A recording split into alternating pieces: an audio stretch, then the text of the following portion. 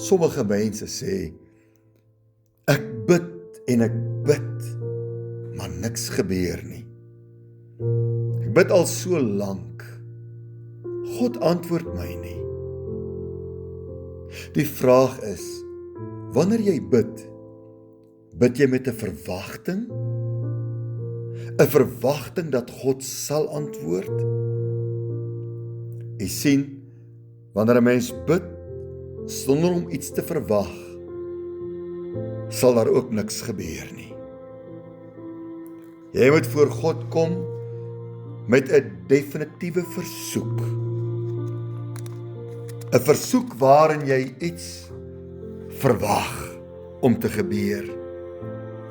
Matteus 7 vers 7 en 8 sê, bid en vir julle sal gegee word. Soek en julle sal vind. Klop en vir julle sal oopgemaak word. Want elkeen wat bid ontvang, en hy wat soek, vind, en vir hom wat klop, sal oopgemaak word. Gebed is soek en klop. Wanneer jy iemand besoek en klop aan sy deur, verwag jy tog dat hy die deur vir jou sal oopmaak, is dit nie waar nie?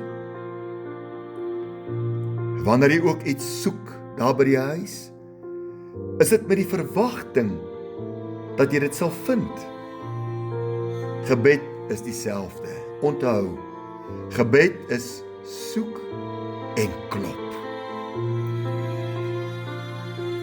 Neem vandag jou saak na die hemelse deure en gaan klop. En terwyl jy klop, verwag dat die Here vir jou sal oopmaak. Terwyl jy antwoorde gaan soek, terwyl jy rigting gaan soek, verwag dat jy dit gaan vind.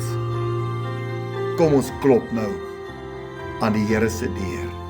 Here, ek kom staan vandag met elkeen wat klop, elkeen wat soek. En ek vra, Here, mag die hemelse deure dan nou oop swaai. Dat hulle vind, dat hulle antwoorde kry, Here. Dat hulle hulp van God ontvang. Here, ons kom klop met al ons geweld. Ons kom klop by die grootste verwagting. Dat die sieke genesing sal kry.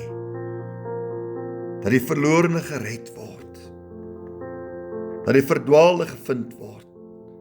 Dat hy wat hulp nodig het, wat ondersteuning dringend benodig, dit van die Here sal ontvang.